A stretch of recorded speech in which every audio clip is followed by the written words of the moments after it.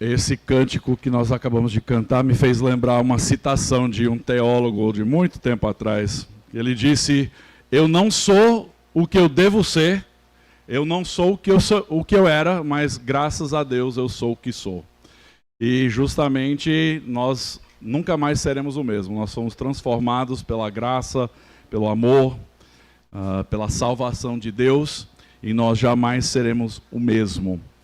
Quero convidá-los nessa manhã a abrir suas Bíblias em Êxodo, capítulo 25. Na verdade, hoje nós vamos concluir a série de Êxodo que nós não tivemos a oportunidade de concluir no ano passado. Nós demos uma pausa no mês de dezembro para focar no Advento, e no mês de janeiro nós focamos na igreja, renovando a visão, lembrando quem nós somos como igreja, qual é a responsabilidade de seus membros. Então hoje eu vou terminar a série de pregações no livro de Êxodo. Na verdade são 40 capítulos em Êxodo, e talvez você viu no esboço que é capítulo 25 a 27 que vai ser tratado hoje. Eu vou dar uma pincelada rápida sobre todo o restante do livro, mas nós vamos encerrar aqui hoje focando justamente na construção do tabernáculo. E o tema é a adoração aceitável a Deus, ou a adoração que Deus aceita. Aqui nós vamos ver uma elaboração de uma construção. Temos aqui um projeto, assim como uma construção de uma casa. Nós vamos encontrar aqui em Êxodo um projeto que Deus dá a Moisés para a construção do tabernáculo, e uma série de diretrizes sobre o funcionamento do tabernáculo, sobre os sacerdotes que iriam atuar dentro do tabernáculo. Mas esse assunto inteiro do tabernáculo está ligado a um assunto principal, que é adoração. Que Deus, o Criador dos céus e da terra, que é digno de ser adorado, Ele vem ao encontro do seu povo, se estabelece no meio do seu povo, para se relacionar com o seu povo, mas também para abrir a oportunidade para que o seu povo possa o adorar verdadeiramente. Então, hoje nós vamos falar sobre a adoração que Deus adora. Vamos ver vários detalhes, que talvez até você já leu em Êxodo esses trechos e passou rapidamente por cima, porque são listas longas de materiais que são usados, metais, tecidos, uma série de coisas. Você pensou, puxa, qual a importância, qual é o valor dessa informação técnica, né, para a minha vida? Eu quero sugerir para você hoje de manhã que é importante sim. Eu creio que toda palavra inspirada por Deus é útil. E porque é útil, nós encontramos valor. Nós vamos tentar entender. Eu não tenho tempo de fazer uma exposição profunda nesses 3 capítulos, porque são muitos versículos, mais de 100 versículos, 140, se eu não me engano, 140 e pouco. Mas vamos tentar pegar alguns detalhes, entender o que está sendo ensinado e focar nos assuntos principais. Se vocês se lembram, Moisés havia passado 40 dias e 40 noites na montanha, no Monte Sinai, onde Deus se revelou a ele. E ali Deus deu a Moisés a lei, né? Ele desce da montanha com os 10 mandamentos, que é, digamos, a base da lei. Os capítulos 21 a 23 de Êxodo vão elaborar mais precisamente leis específicas para o funcionamento dentro do povo de Israel. Mas além de descer com essas 2 tábuas de pedra onde os 10 mandamentos estavam inscritos, Moisés também desce com, digamos, um projeto, né? Não vou dizer que era um projeto como nós encontramos, um projeto arquitetônico ou um projeto de engenharia, mas ele desceu com um projeto elaborado. Deus havia lhe dado detalhes específicos de como deveria ser a construção do tabernáculo. E nós vamos até ver alguns detalhes importantes sobre o porquê da existência do tabernáculo para o povo de Deus. O tabernáculo seria o lugar estabelecido no meio do acampamento. Então, se você imagina o povo de Israel, mais de 1 milhão, possivelmente até 1,5 milhão de pessoas acampados no deserto, o acampamento foi dividido de forma bem organizada. Se você dá uma lida, você vai ver que as tribos foram estabelecidas em determinados locais. E em volta do tabernáculo, nos 4 lados, a tribo de Levi seria estabelecido em suas famílias.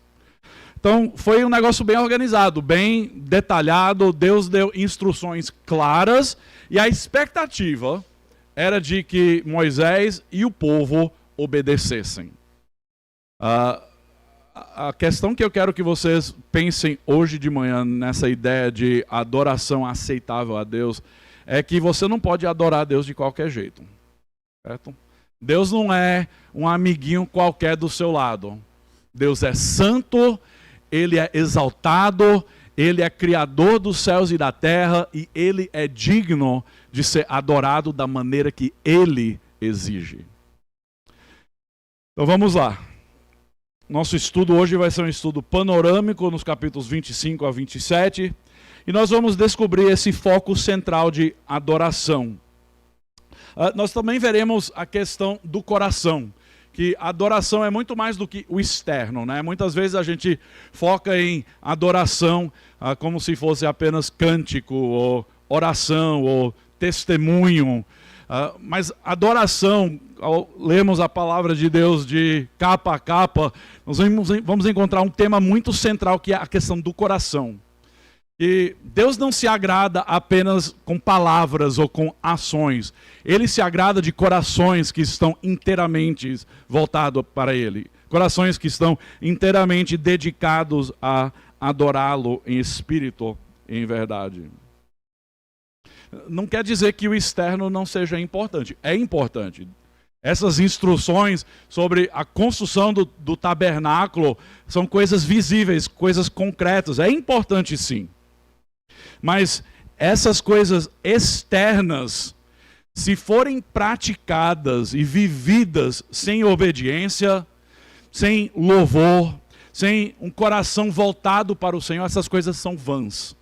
Você pode fazer boas obras, você pode frequentar a igreja, você pode dar dinheiro aos pobres, você pode fazer muita coisa bonita, pode cantar com uma voz linda, mas se o seu coração não estiver voltado para o Senhor, se o seu coração estiver longe do Senhor, todas essas coisas são vãs, não tem valor nenhum, porque Deus deseja pessoas que o adoram em espírito e em verdade, como Jesus diz em João capítulo 4. Deixa eu tentar ilustrar isso de uma forma bem simples. Vocês que são pais, imaginem seu filho de 8 anos, chega para você e diz: pai ou mãe, eu prometo que para o resto da minha vida, eu vou obedecer completamente tudo o que você pedir. Aí os pais já estão com a lágrima no olho, né? Puxa, que bênção seria isso. Mas aí o filho diz: mas eu não prometo que eu vou amá-lo. Lhe entristeceria? Você quer que o seu filho simplesmente faça uma lista de tarefas e obedeça uma lista de regras, ou você quer o coração do seu filho? É isso que Deus está querendo ensinar por meio de toda essa história da construção do tabernáculo. Ele deseja um povo que não apenas o adore com os lábios, mas cujos corações estão voltados inteiramente para Ele. Vamos abrir então em Êxodo 25. Eu vou ler os primeiros 9 versículos que vão dar uma introdução. E depois nós só vamos pegar alguns versículos picados ao longo dos 3 capítulos. Não se preocupem, eu não vou ler tudo. Nós nem temos tempo para isso. Êxodo capítulo 25, versículos de 1 a 9. Diz assim a palavra de Deus. O Senhor disse a Moisés: diga aos filhos de Israel que me tragam uma oferta de todo homem cujo coração o mover para isso. Dele vocês receberão a minha oferta. Esta é a oferta que dele vocês receberão: ouro, prata e bronze, pano azul, púrpura e carmesim, linho fino, pelos de cabra, peles de carneiro, tingidos de vermelho e peles finas, madeira de acácia, azeite para a iluminação, especiarias para o óleo de unção e para o incenso aromático, pedras de ônix e pedras de engaste para a estola sacerdotal e para o peitoral. E farão para mim um santuário, ou um tabernáculo, né? Para que eu possa habitar no meio deles. Segundo tudo o que eu mostrar a você, como modelo de tabernáculo e como modelo de todos os seus móveis. Assim mesmo, vocês o farão. Então nós temos aí os primeiros 9 versículos nos dando uma introdução à ordem de Deus de que vai ser feito um santuário, um tabernáculo, e que Moisés agora tem instruções claras de pedir ao povo uma oferta. De pedir ao povo uma oferta. Rapidamente, antes de imergir no conteúdo do capítulo, para entendermos o que acontece no restante do livro de Êxodo, certo? Capítulo 25 a 30, nós temos o projeto, os detalhes do tabernáculo, incluindo também as vestimentas sacerdotais.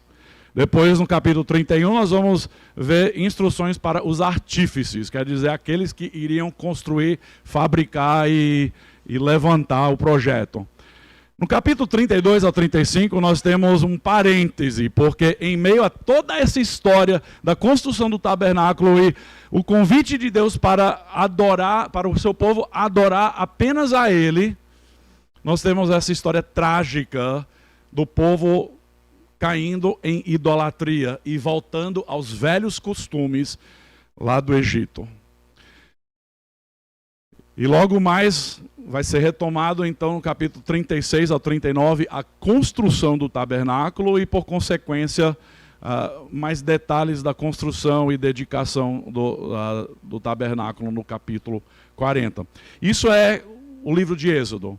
Então, vocês podem ver que capítulo 25 até o final está voltado para a ideia do tabernáculo. Então é um assunto importante.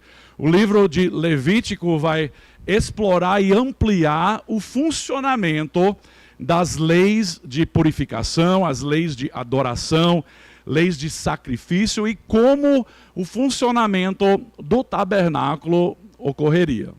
Então, se vocês quiserem, depois de Êxodo, entender detalhes mais específicos sobre o que acontecia no tabernáculo, o livro de Levítico é um lugar ideal para você entender isso com clareza. Então nós temos aqui, versículos 1 a 9, a construção do tabernáculo. E o que nós encontramos logo no início, eu falei, é uma questão de coração, certo? Tudo que nós vamos tratar é uma questão de coração. Logo do início, quando Deus fala para o povo de Israel trazer uma oferta, a instrução é de que todo homem cujo coração o mover para isso. Quer dizer o que? Isso aqui não foi uma oferta forçada, não foi manipulada. Deus queria que o povo respondesse em adoração, respondesse em reconhecer quem Ele era, o Deus Criador dos céus e da terra, dono de todas as coisas. E Ele está pedindo uma parte daquilo que eu possuo. Mas Deus queria que isso fosse de coração. Meus queridos, isso na verdade é um tema que também vai correr ao longo das páginas das Escrituras. Até lá no Novo Testamento, quando nós tratarmos a questão de ofertas sendo levadas para a igreja, Paulo vai falar por diversas vezes da importância de fazer de coração, com alegria, certo? Não é uma coisa forçada. Por isso que a nossa igreja não fica aqui tentando manipular os seus membros ou os visitantes a dar um certo tanto e Deus vai te abençoar e dando garantias vazias. Nós não fazemos isso, mas queremos que o seu coração esteja voltado para o Senhor de tal forma que a sua oferta venha de um coração grato, reconhecendo quem Deus é e tudo que Ele tem feito por você. É sempre uma questão de coração. Então tem muitas pessoas que me perguntam, pastor, e questão de dízimo? A gente ainda precisa dar o dízimo? Querido, eu acho que isso já começa com a pergunta errada, né? Eu acho que a gente começa com essa pergunta já pensando no mínimo que a gente pode dar para o Senhor. Em vez de pensar, puxa, tudo que eu tenho, Deus me deu. Tudo é dele. Eu quero ser generoso, eu quero sacrificar, eu quero oferecer para a obra dele, para o bem do próximo, para o avanço do evangelho. Então, meu querido, se você fizer essa pergunta para mim, se o dízimo ainda é para os dias de hoje, nós podemos ter essa conversa assim, mas eu quero voltar para a questão do coração. Qual é a intenção do seu coração? É apenas cumprir o mínimo básico? Ou você quer ser generoso? Você quer fazer de coração? Nós não vamos ter tempo de ver isso, mas o que acontece como resultado desse pedido para o povo trazer uma oferta é que Moisés chegou no momento que ele teve que dizer para o povo parar. Eu queria ter esse problema, pessoal, eu vou confessar. Eu queria dizer, pessoal, não doem mais para a construção da nossa obra, porque chega, já temos o suficiente. Mas foi o que aconteceu. O povo tão comovido por tudo que Deus havia feito e pelo estabelecimento da aliança e da lei que foi dada, o povo respondeu com gratidão. Claro que o coração é falho e poucos capítulos depois a gente vê o povo já voltando para a idolatria, mas é um princípio muito lindo que nós encontramos aqui. Conforme Deus tem abençoado, nós devemos ser generosos também. Conforme Deus tem nos dado, nós também devemos dar. Deus mesmo é o maior exemplo disso. João 3,16 diz que Deus amou o mundo de tal maneira que ele fez o quê? Ele deu. Ele não deu só uma coisinha, não nos deu apenas uma bênção a mais. Não, ele nos deu o seu Filho unigênito. Ele deu o melhor de si. Ele deu tudo o que nós precisávamos para obter salvação. Então, meu querido, o modelo começa com Deus. Um Deus que é generoso, um Deus que dá, um Deus de graça. Mas isso deve ser refletido na resposta do povo ao ser convidado para ofertar a Ele. Que nós façamos isso com generosidade, com alegria e com corações inteiramente voltados para o Senhor. Depois diz que Deus ordena a Moisés a pedir que o povo lhe traga itens específicos. Ouro, prata, bronze, pano azul, púrpura. E essa lista, né, que nós encontramos aí. Lista para os artigos e para a construção do tabernáculo, mas também alguns materiais para as vestimentas sacerdotais. Pedras preciosas. E as pessoas traziam joias. As pessoas estavam trazendo colares, joias, correntes. E aquilo ali estava sendo derretido e usado para fazer toda essa obra que Deus vai elaborar nos próximos versículos. Mas eu quero destacar uma coisa muito importante. No versículo 8. Deus diz assim: farão para mim um santuário, para que eu possa habitar no meio deles. A questão de adoração, a questão de dar, de ofertar ao Senhor, eu falei que é uma questão de coração. Mas o que nós precisamos entender é o objeto, certo? O objeto da oferta, o objeto da adoração é a própria pessoa de Deus.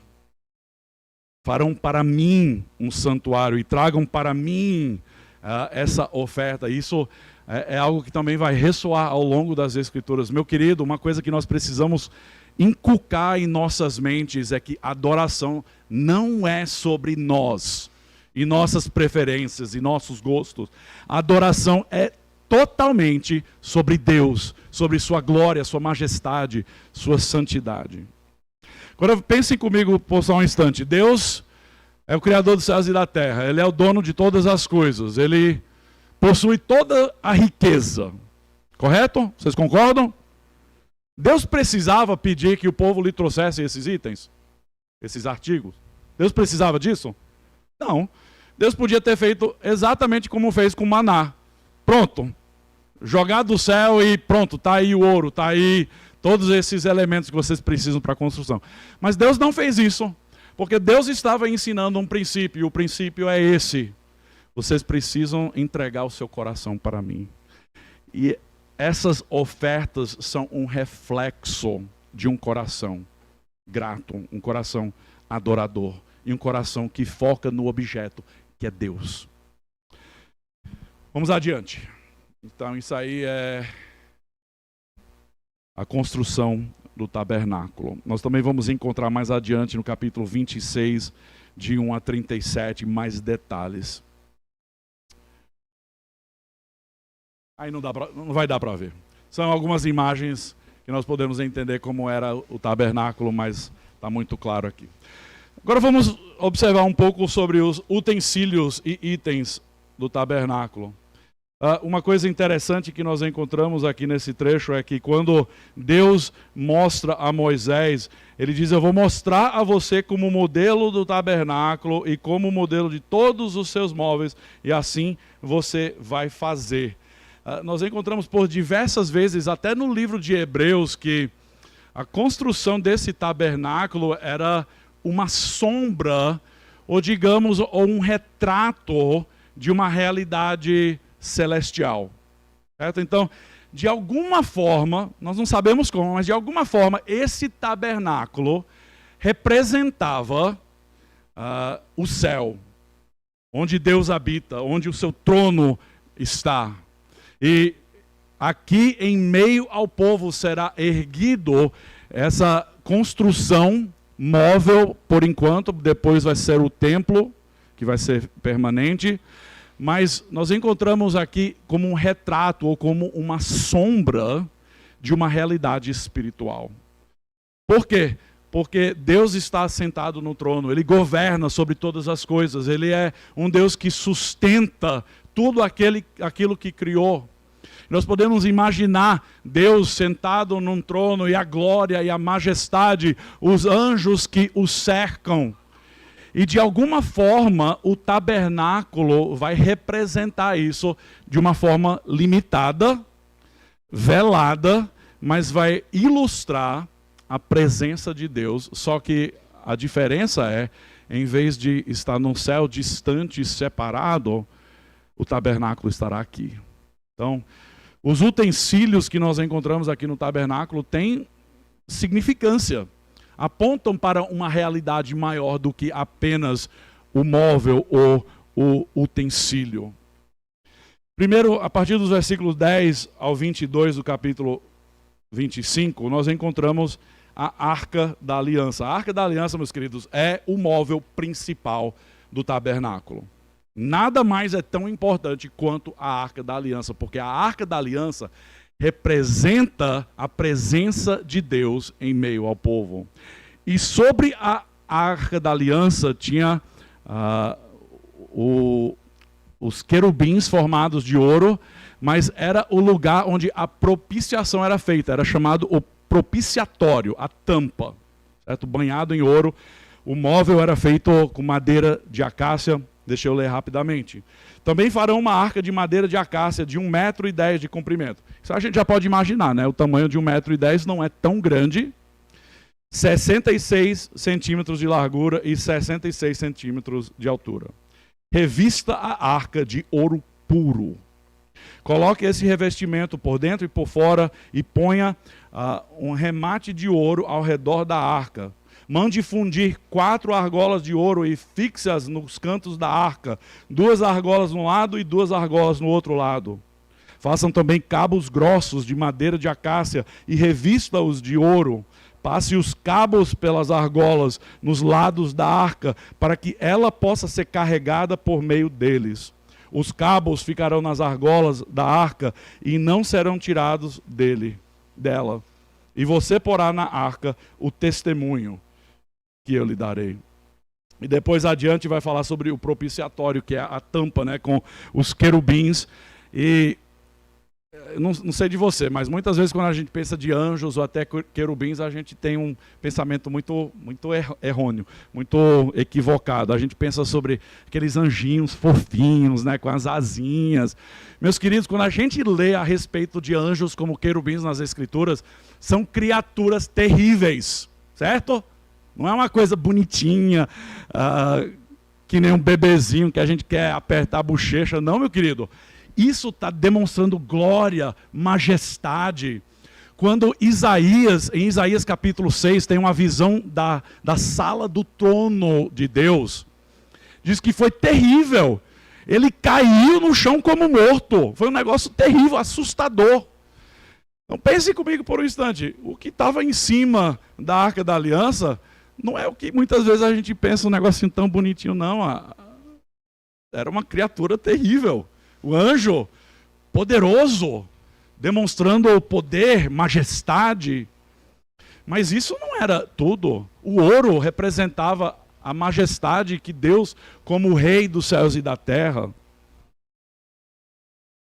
E a Arca da Aliança, por ter o propiciatório, que é a tampa, propiciatório, só para entendermos bem, é o lugar onde o sangue do bode da expiação seria aspergido pelo sumo sacerdote uma vez por ano. Então, no dia da expiação, que era um dia estabelecido no calendário judaico ou israelita, o sumo sacerdote, ele ofereceria sacrifício para si mesmo e seus pecados e também ofereceria sacrifício pelo pecado do povo.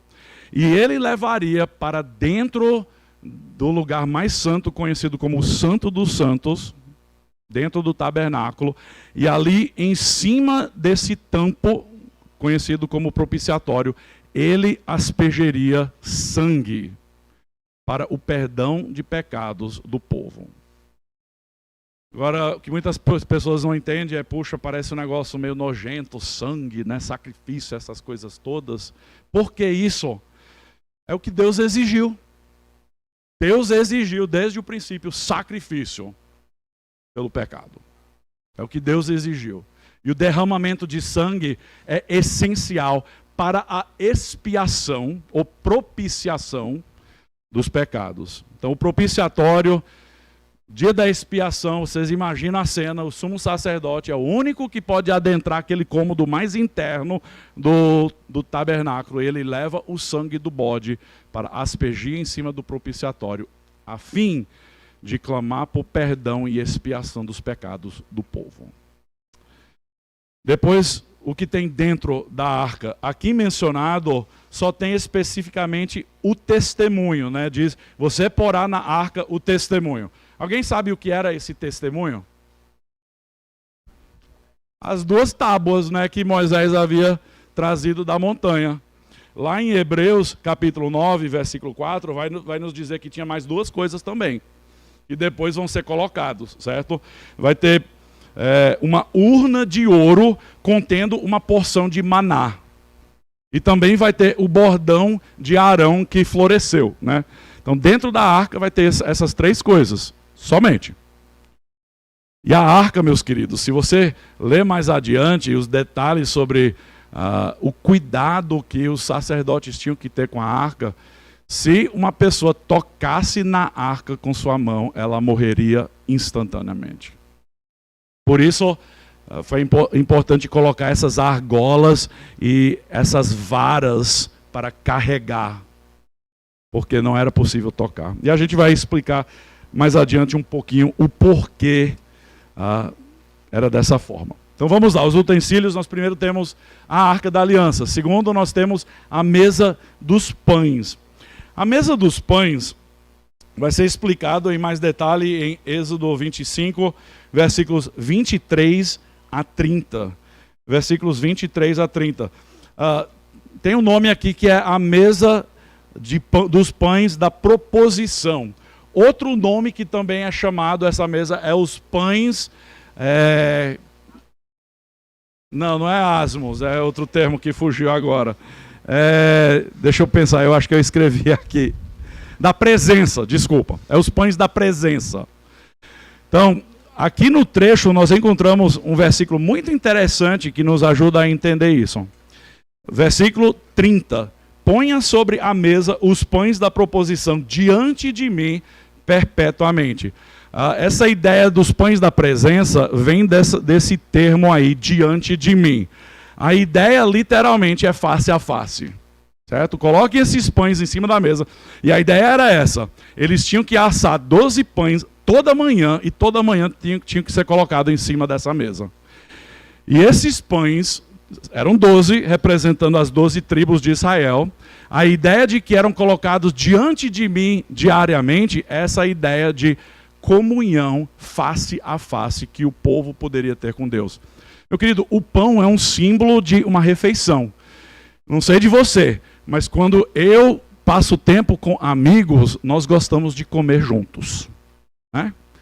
Há comunhão, há algo desfrutado ali em volta de uma mesa, agradecendo a Deus pela fartura, pela bênção. Algo que acontece em volta de comida que não acontece de outra forma. Não sei porquê, mas há algo muito espiritual em você partir o pão e comer uma refeição com pessoas queridas. Algo muito especial.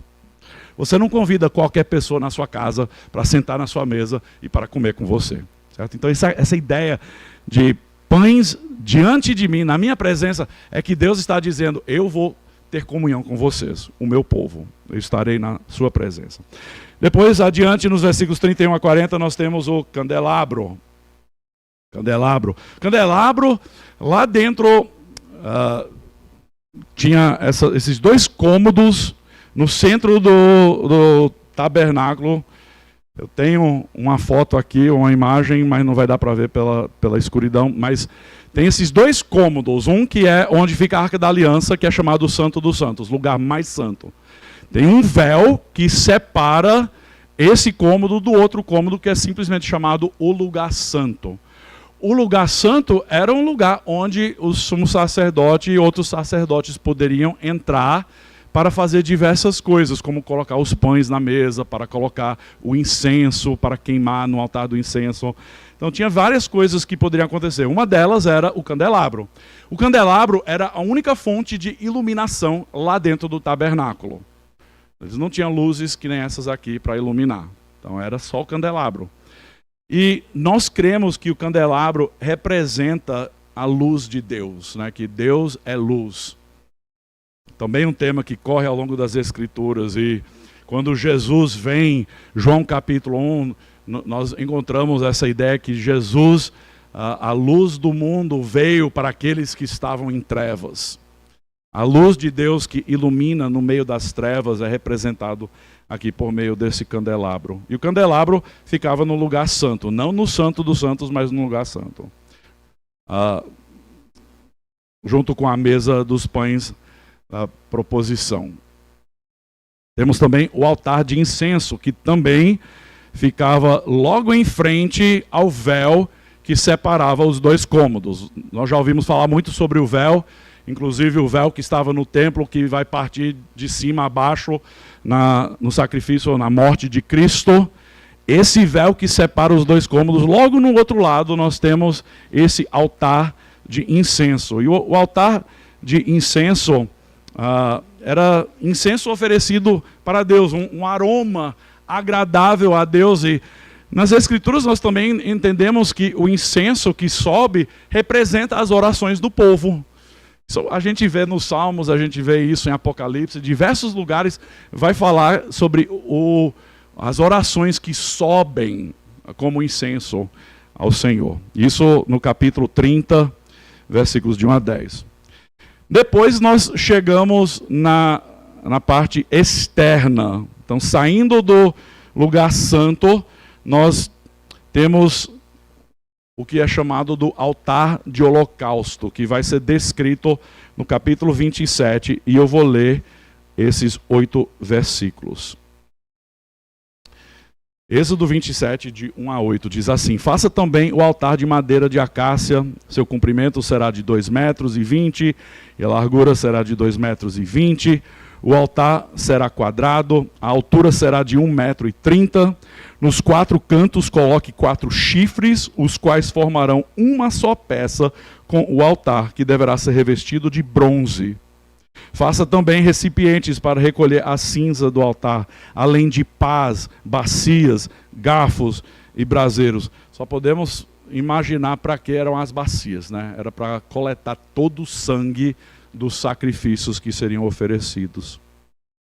Faça também para o altar uma grelha de bronze em forma de rede e fixe 4 argolas de metal nos seus 4 cantos. Coloque as argolas dentro do rebordo do altar para baixo, de maneira que a rede chegue até o meio do altar.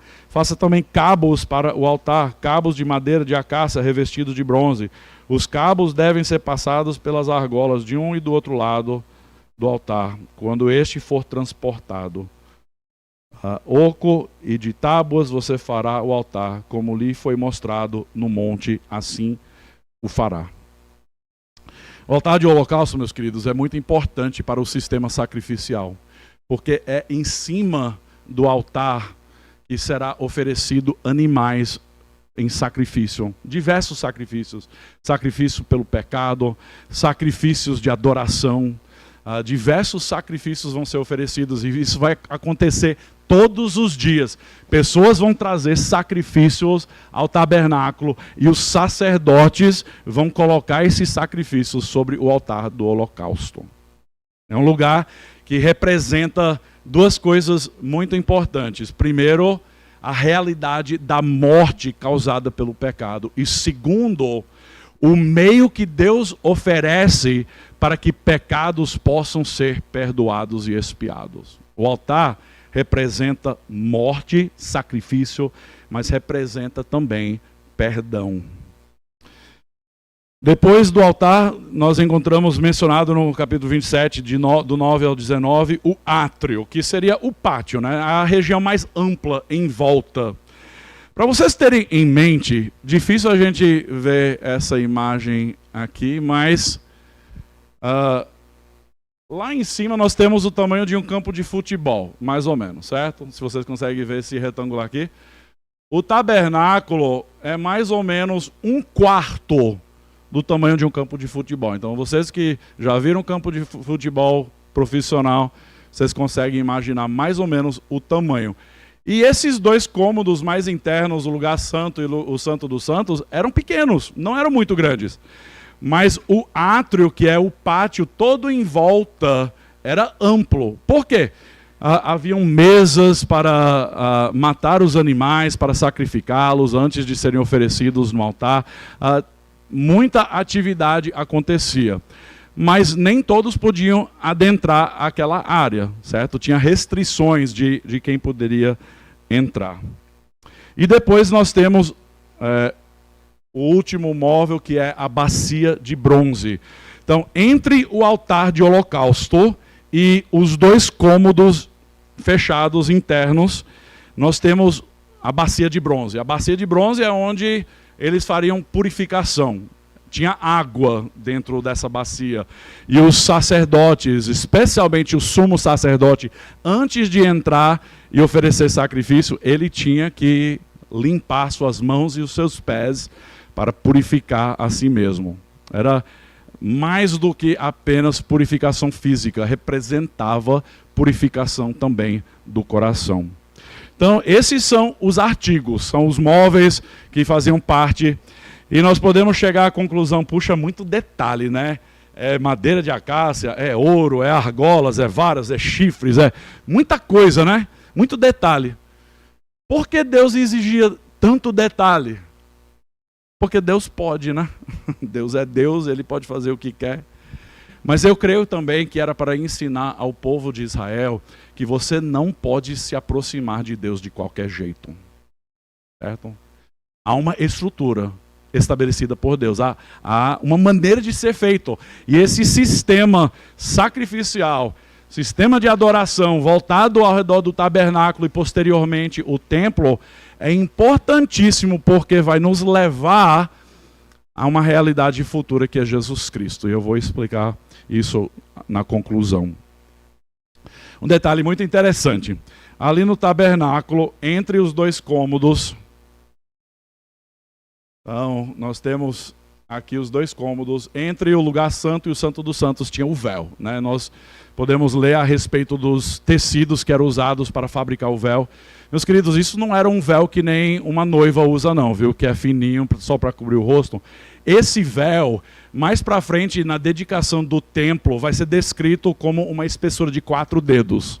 Então você imagina um tecido, uma cortina, digamos, dessa grossura. Um negócio extremamente grosso. Por isso que foi tão surpreendente que o véu vai ser rasgado de cima a baixo na morte de Jesus Cristo. Nenhum ser humano podia fazer isso, meu querido. Isso foi algo divino para representar uma realidade nova que estava se iniciando.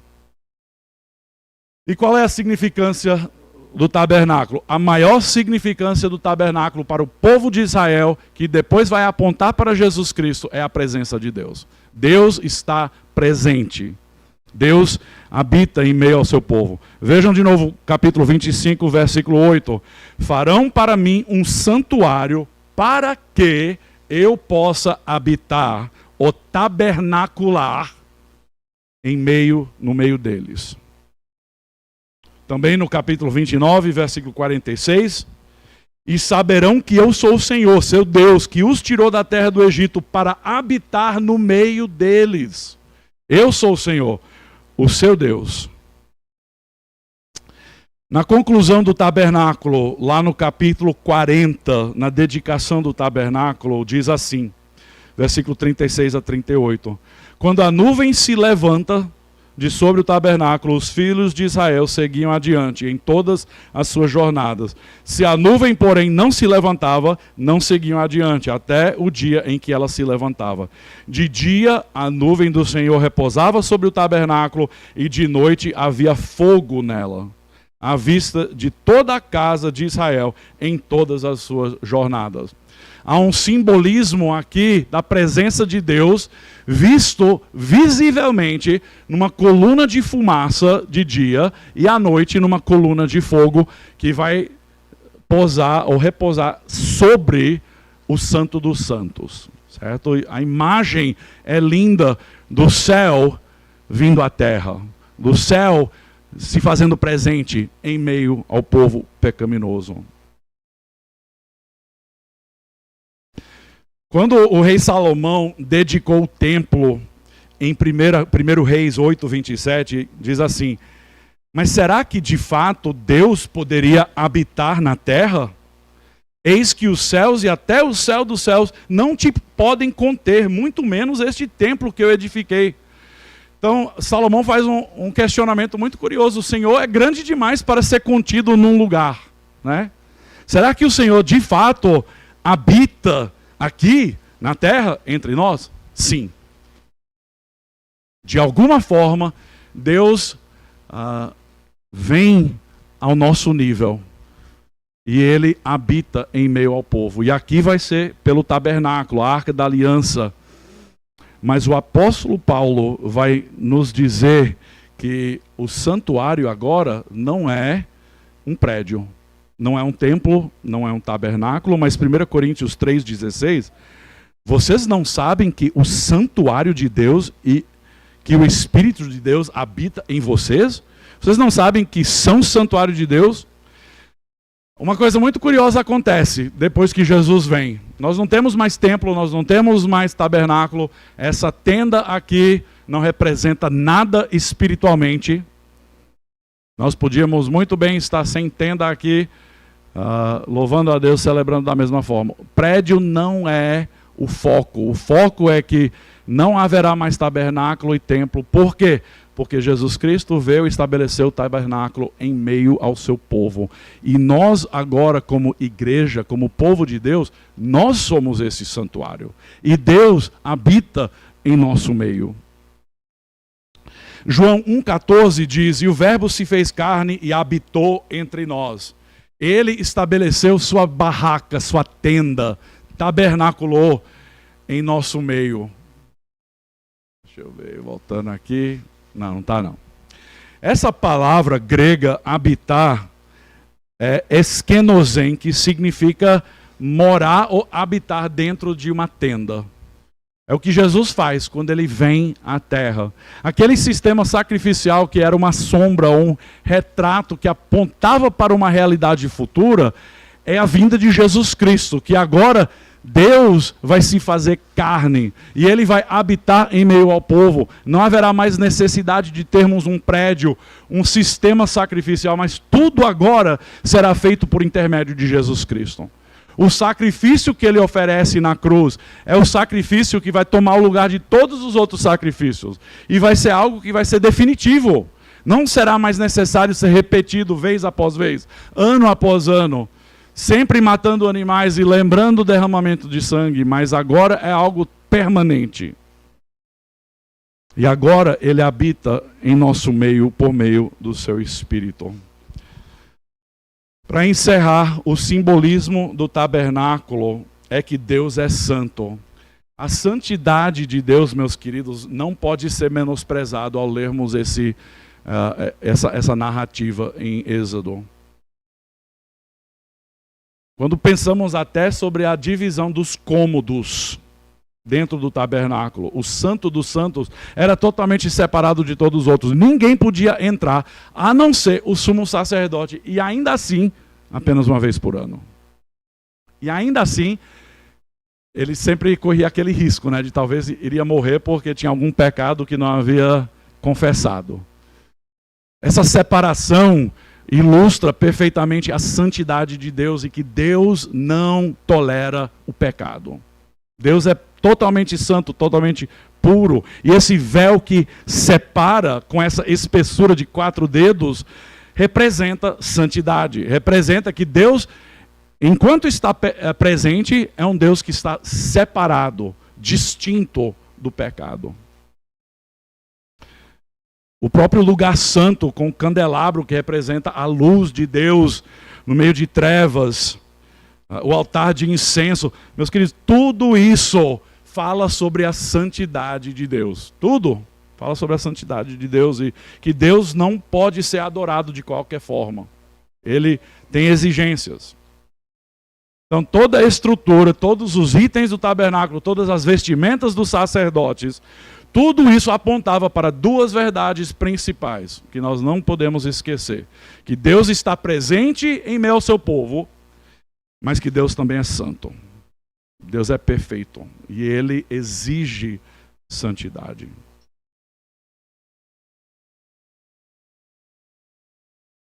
Em Levítico 16, vocês podem ler sobre a entrada no Santo dos Santos que aconteceria apenas uma vez por ano no dia da expiação, onde o sumo sacerdote ofereceria sacrifício em prol dos seus próprios pecados e em prol dos pecados do mundo.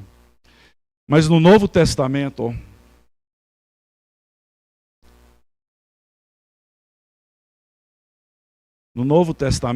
em Hebreus capítulo 4, versículos 4 a 16, nós lemos: Tendo, pois, Jesus, o Filho de Deus, como grande sumo sacerdote que adentrou os céus.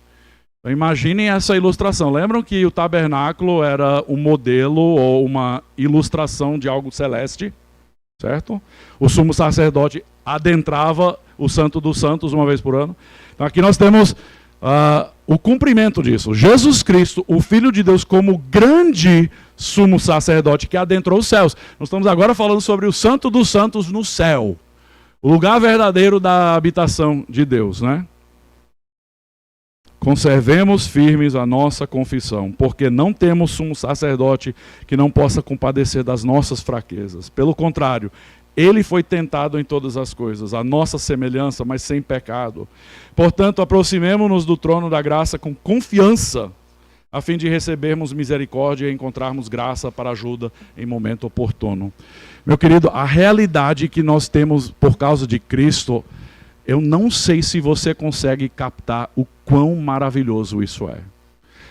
Pensa sobre aquele povo que dependia de outros para entrar no Santo dos Santos, na presença de Deus, para oferecer sacrifício em prol dos pecados.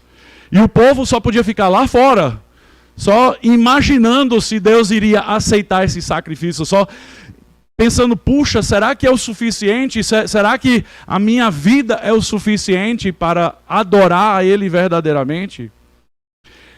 Mas o sumo sacerdote daquela época era imperfeito, ele era um pecador como você e eu. Ele pecava, ele precisava oferecer sacrifício por si mesmo, e por isso ele era um representante falho. Mas quando Jesus chega, e Hebreus 4 vai nos dizer que ele é um sumo sacerdote que foi tentado como nós, sofreu como nós, mas sem pecado. Agora nós temos um representante como nós, mas perfeito. Diferente de nós, porque está sem pecado. E por estar sem pecado, ele pode entrar no Santo dos Santos, na presença do Deus Santíssimo. E o seu sacrifício foi aceito por Deus de forma permanente, definitiva, para todos que confessam o seu nome como Salvador. Dando a oportunidade agora para você e eu entrarmos no Santo dos Santos. Vocês entenderam? O privilégio que nós temos hoje, a gente não precisa daquele altar de holocausto, a gente não precisa da bacia para lavar as mãos e os pés, a gente não precisa esperar apenas uma vez por ano para um representante entrar na presença de Deus. Não, eu entro agora, qualquer momento eu posso entrar na presença de Deus. Meus queridos, o caminho foi aberto, o véu se partiu para que eu e você pudéssemos ter relacionamento permanente, definitivo com o Deus Altíssimo dos céus e da terra. Isso é maravilhoso. Se isso não alegra o seu coração, meu querido, você ainda não entendeu a grandeza do Evangelho. Você ainda não entendeu a maravilha que é não precisar levar um animal para sacrificar toda hora. O sangue, só imagina isso, queridos. O sangue que era derramado diariamente ali no átrio do tabernáculo. Não sei de você, mas eu não gosto muito de ir nos açougues, nesses lugares, e ver muita carne com sangue, essas coisas. Me dá um mal-estar. Ainda mais quando é uma pessoa, eu vejo sangrando. Eu podia contar muitas histórias, mas eu vou fugir se fizer isso. Imaginem essa realidade dia após dia, após dia, após dia, como uma lembrança visível de que nós somos pecadores. Que nós não merecemos estar na presença de Deus. E que Deus é santo. Imaginem isso. Diariamente isso era visto pelo povo. Mas agora Jesus Cristo fez isso por nós. E quando nós celebramos, agora não é mais com sangue. Agora é com pão e o suco da videira, o vinho. Porque isso agora é apenas um símbolo de algo que foi definitivo. Tem muito mais para falar, mas sem tempo, então vamos à conclusão com alguns pontos de aplicação. Meus queridos, ponto-chave dessa pregação que eu quero que você abrace: nós não podemos nos aproximar de Deus de qualquer jeito. O único meio é através de Jesus Cristo, o nosso sumo sacerdote.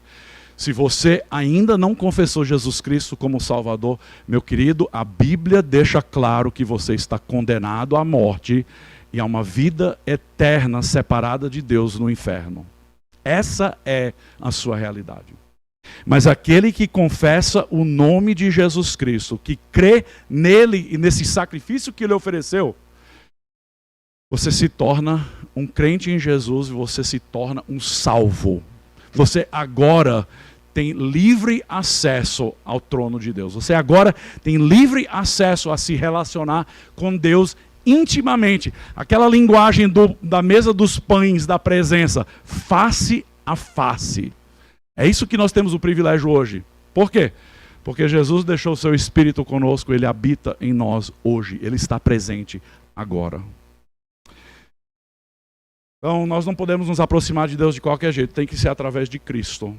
Mas também, se a gente quiser levar isso ainda a um ponto mais adiante, questões de louvor e adoração na igreja, questão de serviço cristão, boas obras, a nossa vida vivida para o Senhor, a gente ainda assim precisa fazer isso em santidade.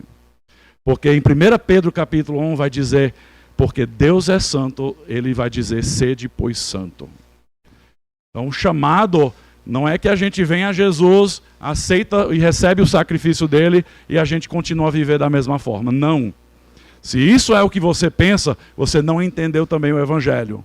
O Evangelho é quando você chega ao arrependimento, Deus lhe transforma e você passa a ter uma vida nova. Você passa a viver diferente de como você vivia. A santidade faz parte agora da sua jornada.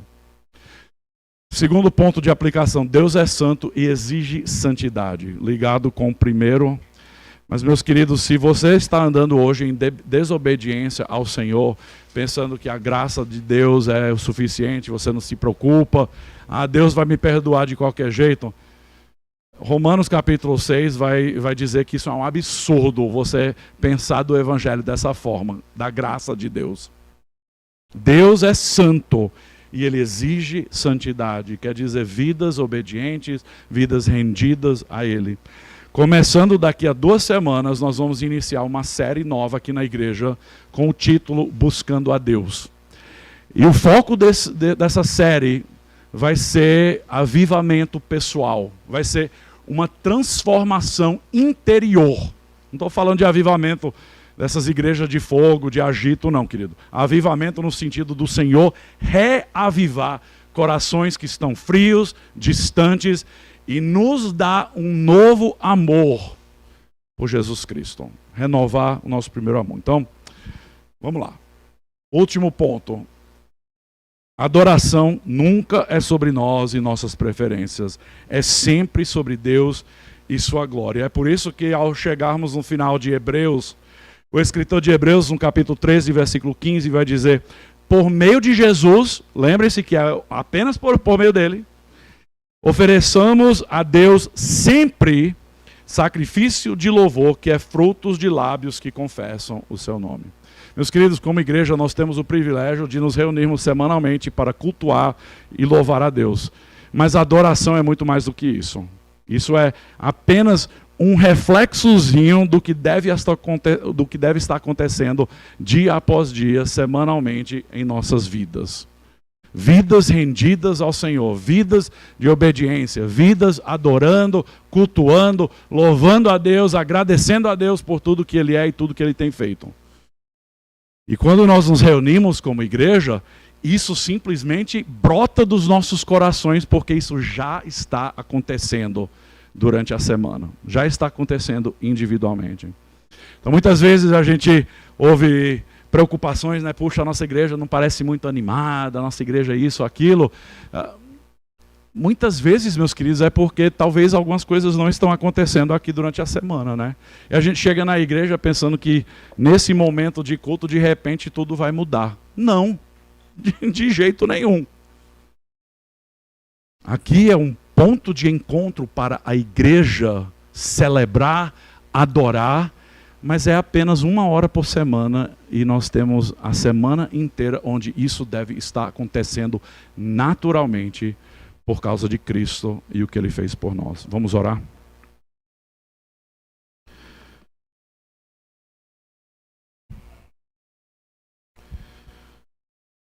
Senhor Deus, os nossos corações certamente